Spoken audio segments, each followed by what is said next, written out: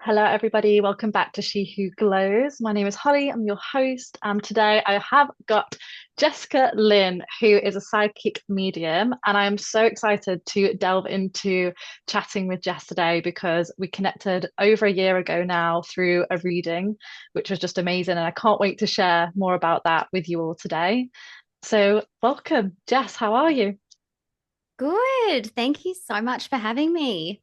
You're so welcome. I'm honestly just so excited to share what we've experienced together through the reading that we had. But before we get to that, I'd obviously love to delve more into you and what got you to where you are today, because I know that people come into this lifetime fully open to spirit, fully open to already feeling connected, and there's some people that don't, and they find that a bit later on in life. So, where did you start?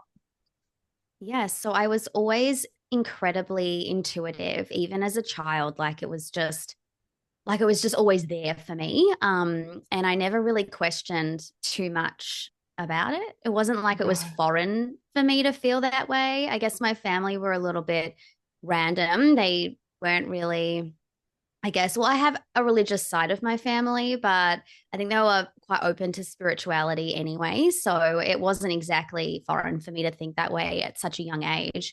But it wasn't until my nana passed away when I was 12 that I really started to think about what else is there out there? Like there has to be something. It can't just be that we just die and then that's it. So I started to explore like meditation and connection. And this is throughout like my teenage years. So I would go to like the local crystal shop and I would sit there with all these other ladies who are so much older than me. And they were like, oh my God, look at this like little girl, basically like wanting to do all the things that we're doing.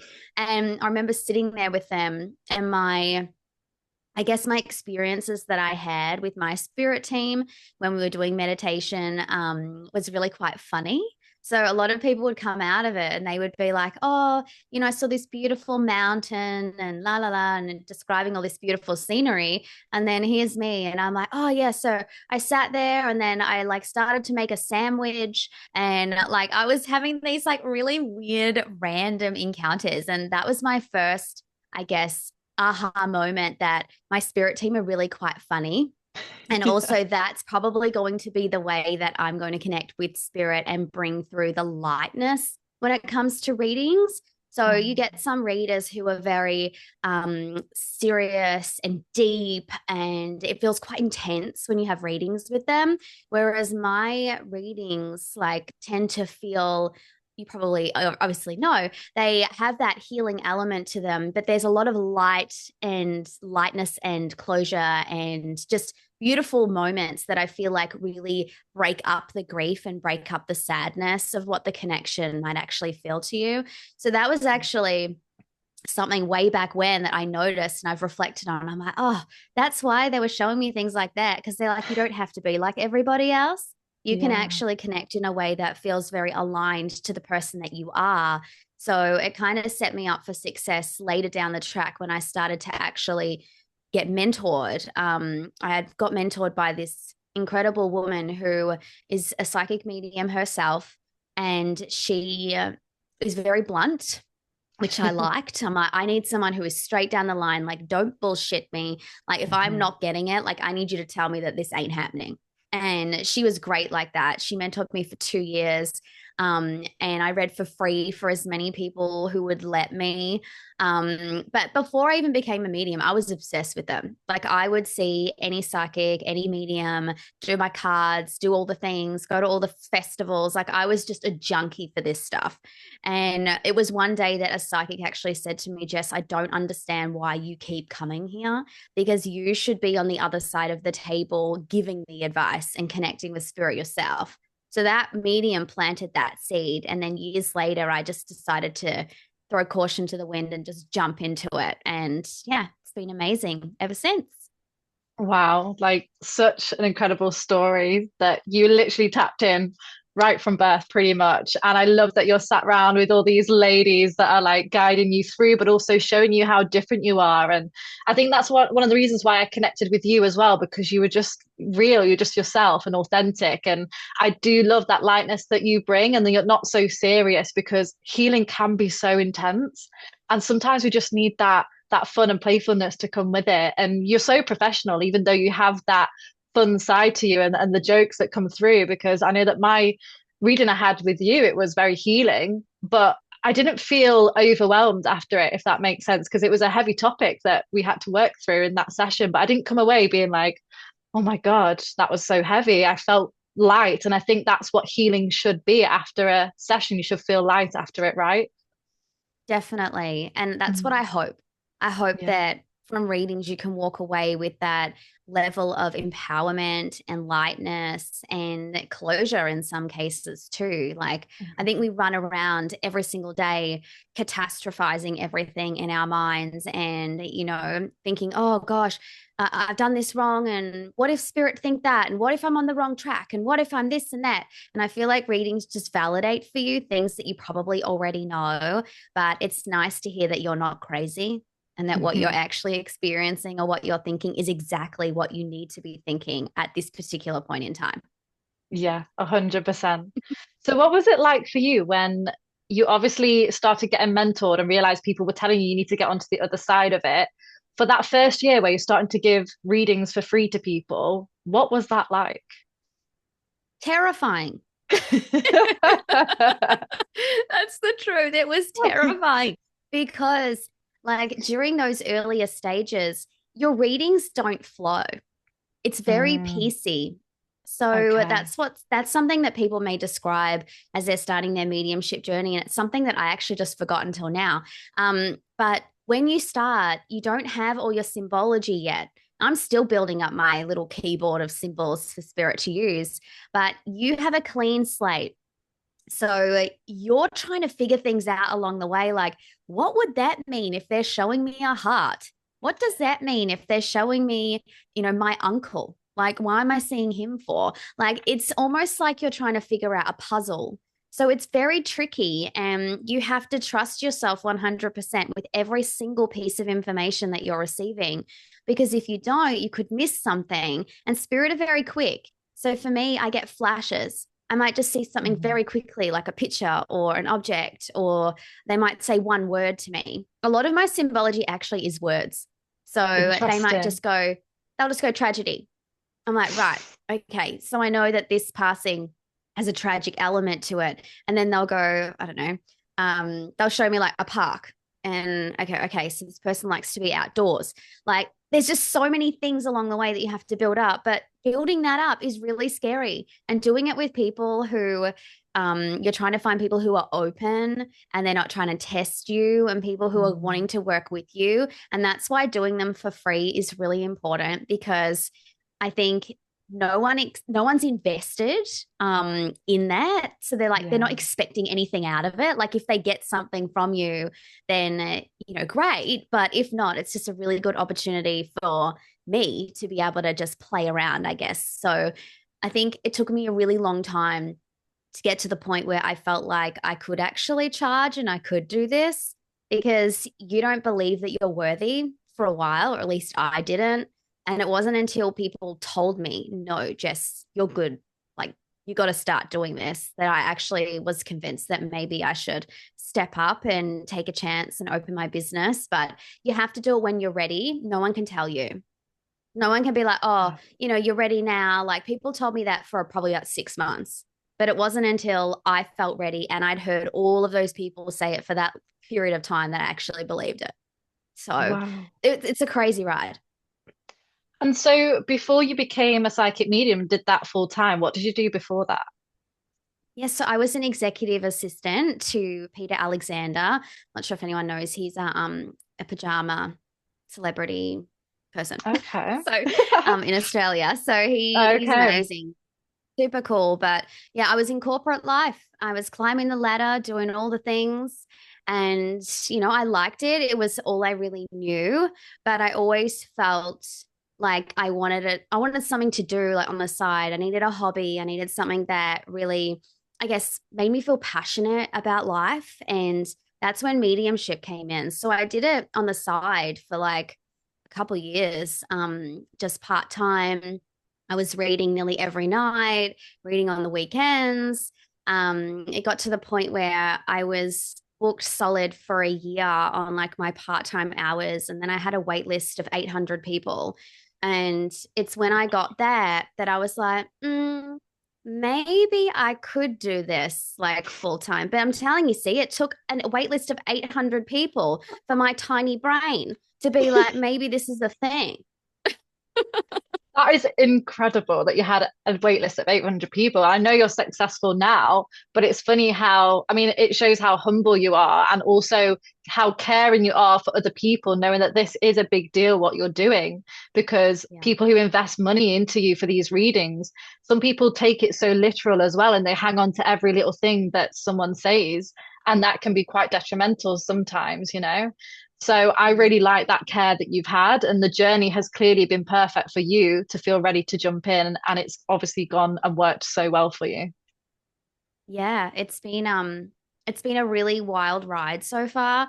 It's not without its challenges. Like every single day I'm questioning myself. I'm still changing my business model. Like nothing's smooth sailing. It's Mm. really all around the place, but I'm just trusting that everything's moving the way it's supposed to. And I have such a strong belief that I don't do anything until I absolutely feel it in my bones like it needs to be done.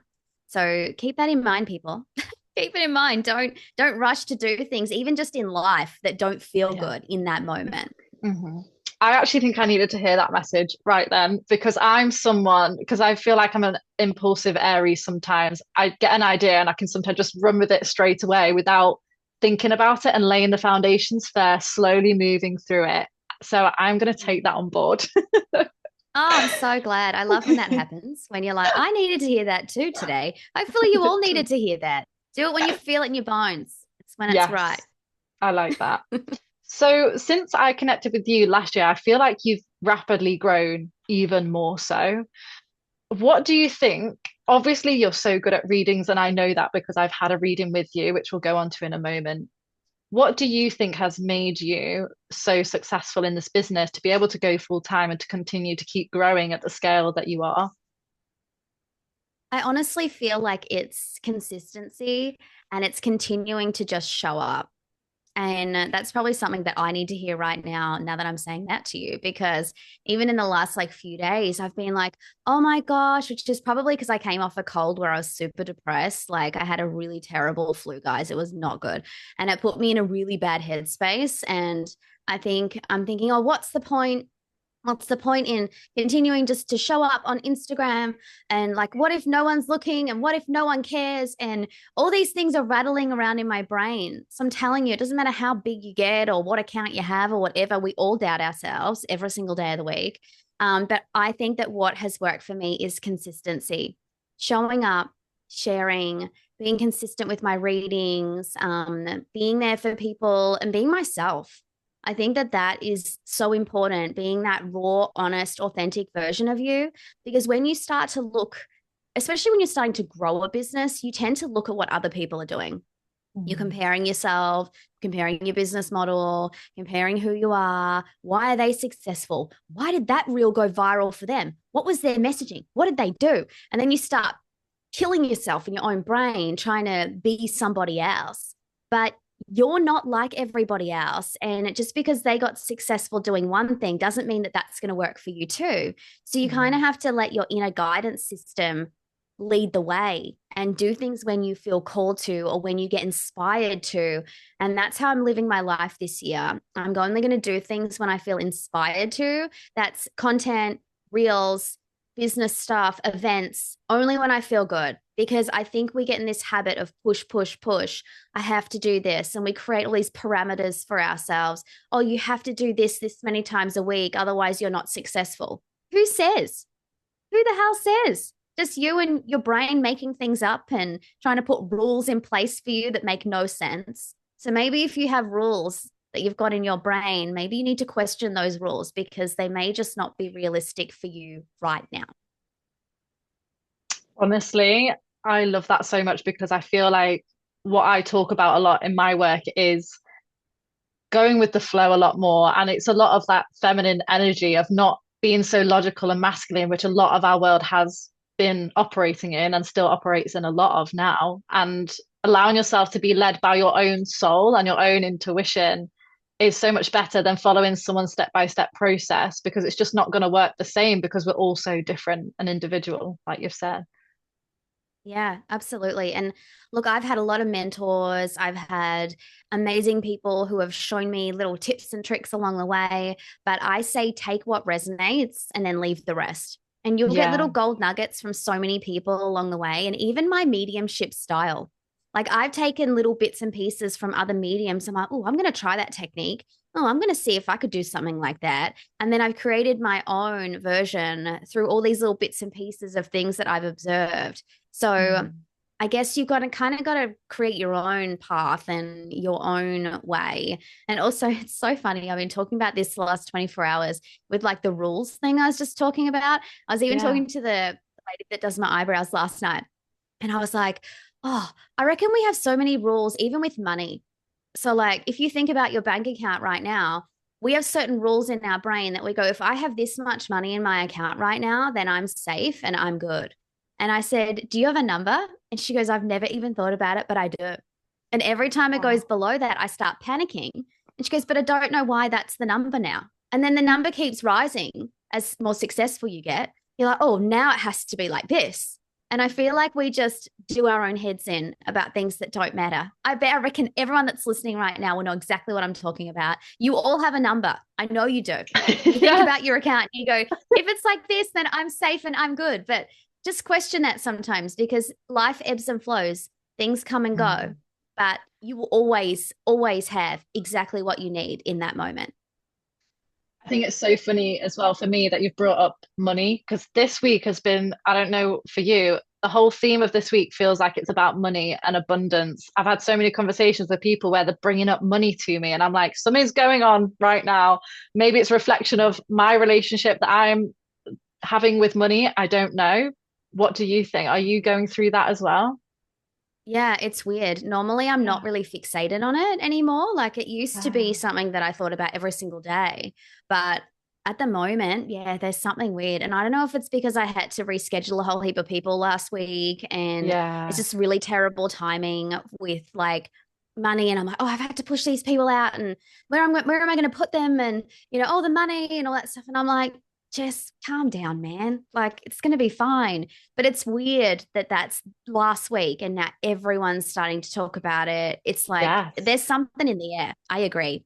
I feel as though that there's something energetically that's shifting with that scarcity consciousness that a lot of us have around money, and like generational trauma that's being come up to be shown to say that we don't have to have a certain amount of number in our bank account to feel safe. We have to embody that first, and then it shows up in the external.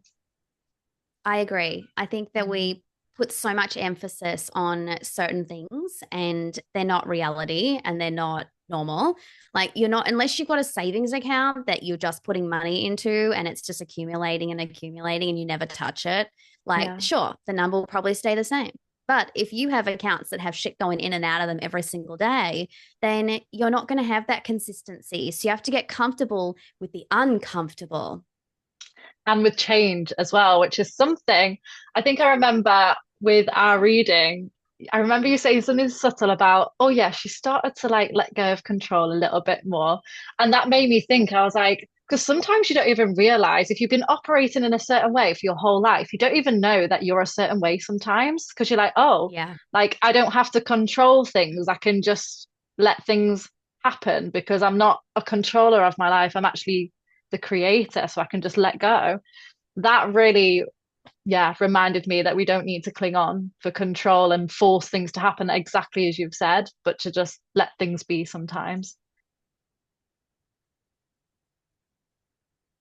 Yeah, I agree. It's really hard sometimes to let go, but it's a really amazing habit to have.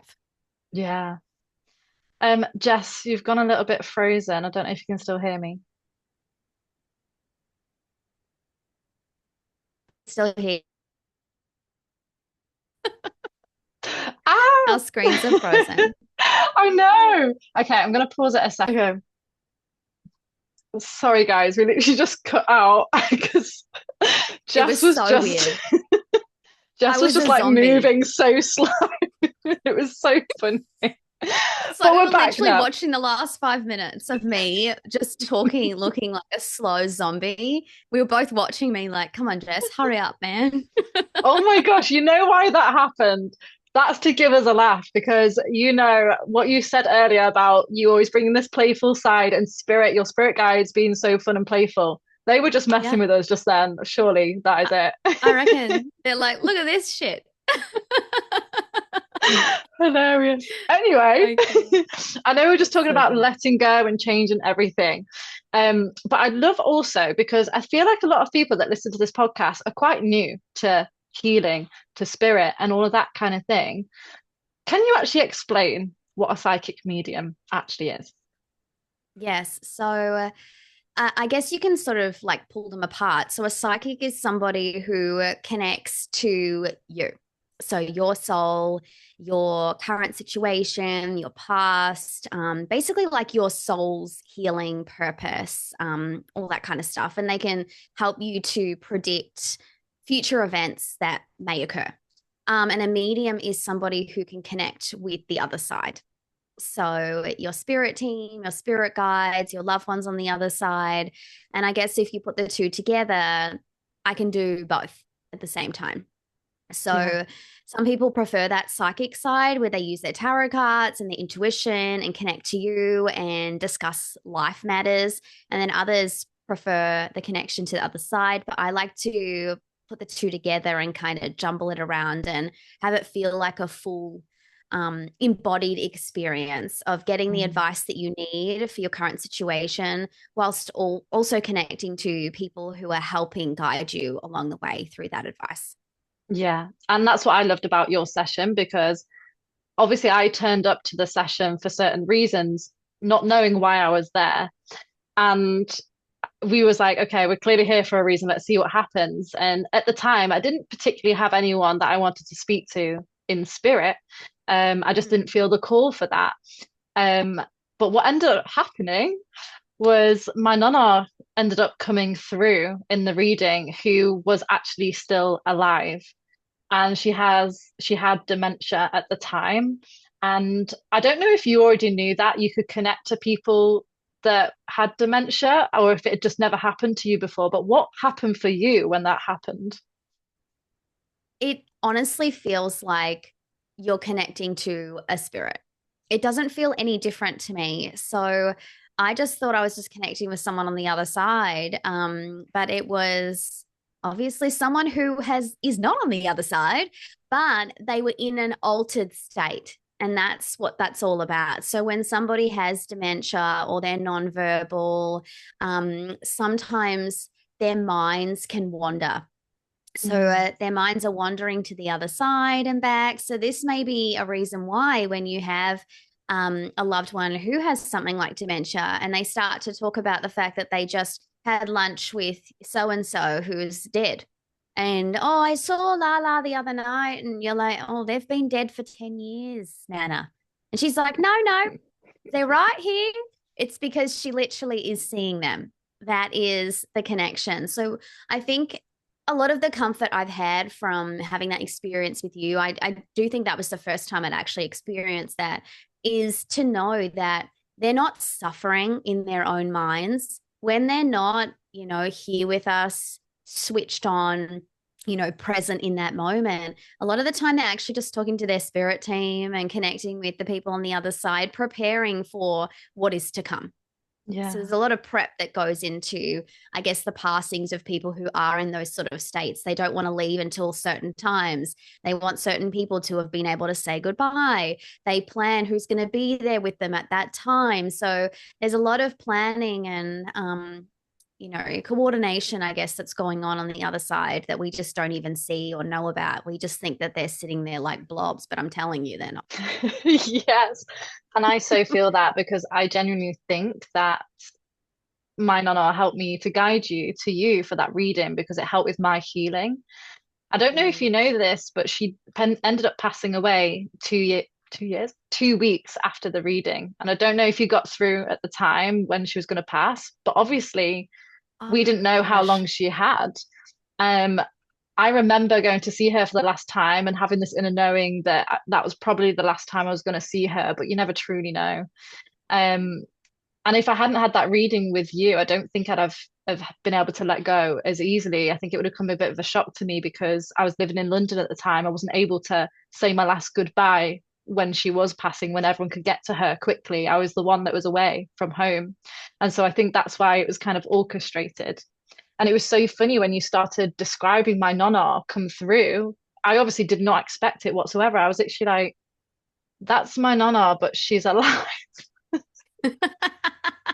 I'm so glad you said that though, because we could unpack it and figure it out. But how interesting, even from what I just said, where they're coordinating on the other side who they want there for them when they pass. And obviously, she knew you wouldn't be able to make it. So she's like, all right, well, I've got to say goodbye my own way, or we've got to find a way to be able to have you feel okay about that and not Yeah, carry the burden of that. So all readings are so divinely timed, like I cannot even describe to you. And I think that that timing is just not a coincidence. Like that's weird.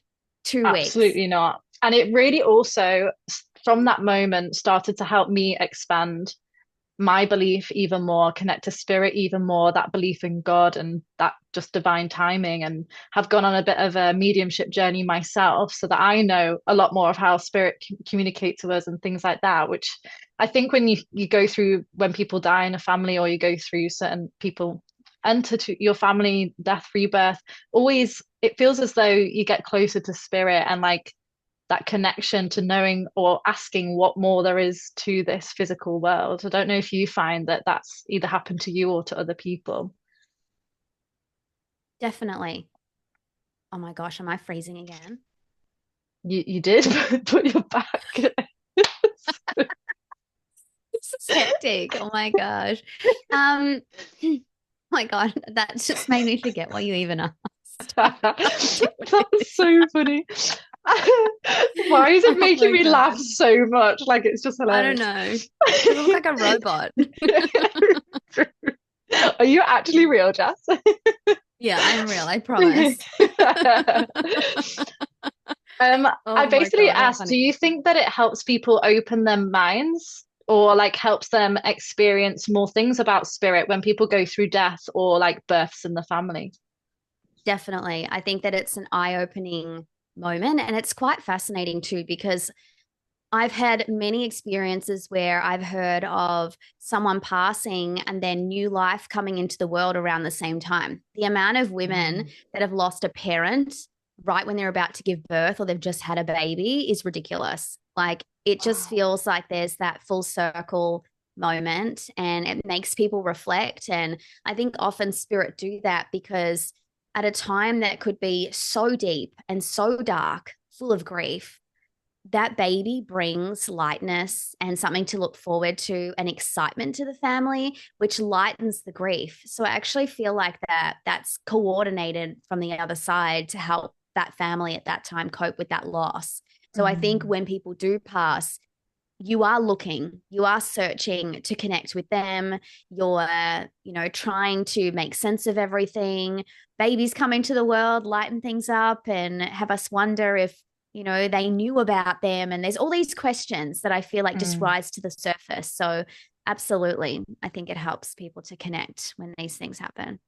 Yeah, I love that. And I just love that it's like the circle of life, isn't it? The death that comes with the rebirth. That's so beautiful.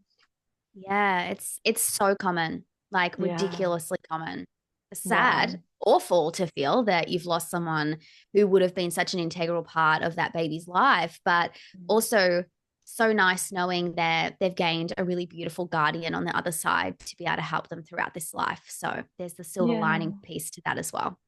Yeah, and I'm also just so grateful for the work that you're doing and you've decided yourself to step into because, like you say, it's not always sunshine and rainbows and it's not easy, but you're helping people to heal the grief of people being lost, to reconnect them to the spirit realm, but also probably helping people that I think a lot of people have a fear of death, of dying, because they think that they're not gonna continue after this lifetime, but actually this is just one part of our spiritual experience and our consciousness continues on.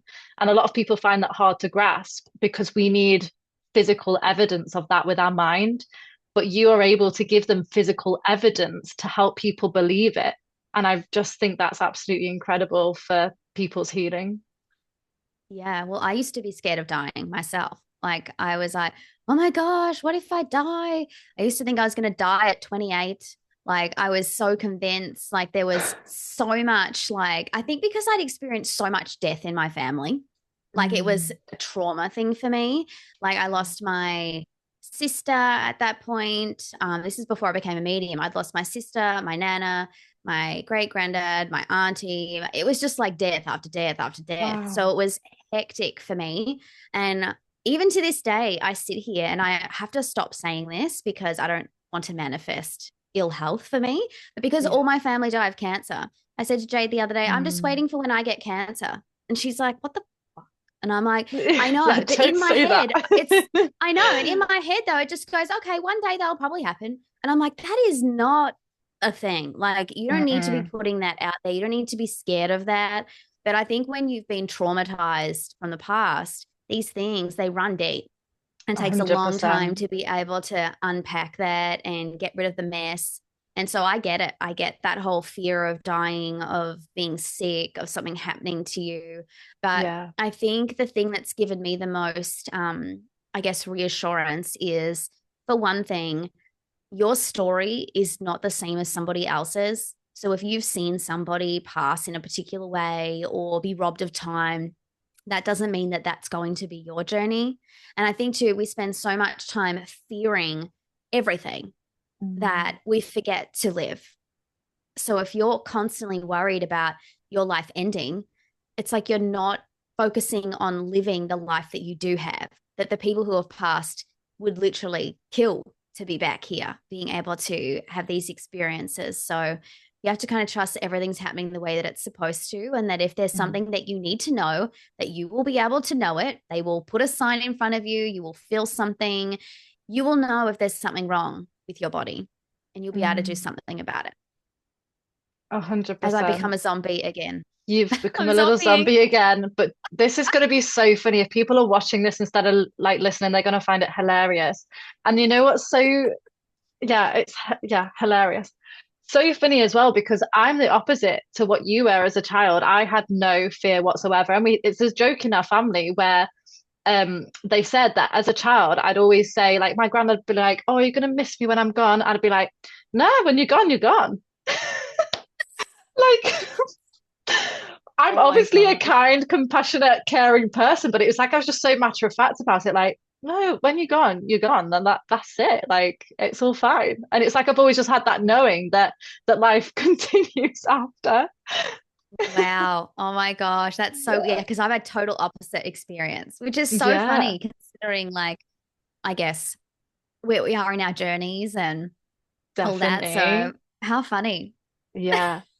But Jess, like, thank you so much for coming on today, despite you being a little bit robotic. I just think that's been hilarious and it will give people a laugh if they're watching. But I I just want know. to Too say, good. I want to say as well, like, I've obviously had a reading with you, Jess, and there's been a few things that I don't want to mention on the podcast, but I will talk to you a bit after that have come true. And you've been so specific with some of the details that have come true in my life, and so many things in the future that I know will probably come true as well. But the healing that you provided for me, connecting me to my nonna at that specific time, was just so what I needed. And I felt divinely guided to that, but you also helping me as a soul on my journey felt super special that you integrated that as well. So I highly recommend anyone wanting to get a reading to book in with Jess, even though she is busy. So get in there as soon as you can. If people want to book in with a reading with you, how do they do that? Where can they find you? Yes, thank you. And it was a pleasure to read for you, honestly. It was all beautifully timed and an amazing experience for me too. So I loved it. So you can connect with me on Instagram at Jessica Lynne Mediumship, or my website is jessicalynnemediumship.com, where you can jump on my wait list and you'll get notified when I have new appointments. Amazing. And also, even if there is a wait list, I think I had to book in 3 months after like 3 months with Jess in the future. And that came at the perfect time for me. If it came sooner, it just wouldn't have been right. So just know that even though she does have a wait list, book it in because it will be the perfect time, even if it's 6 months down the line to a year. So just keep that in mind. Thank you so I much, agree. Jess, for coming on. Thank you. It's been lovely to chat with you with your robotic self as well. I know. Oh my God, it's too funny. I'm telling you, technology, like in the last few days, has been whacked for me. Like, I don't know what the hell is going on, but I just have to go with it now. I can't even deal. Exactly. Thanks so much, everyone, for tuning in. As always, I shall see you very soon. Take care.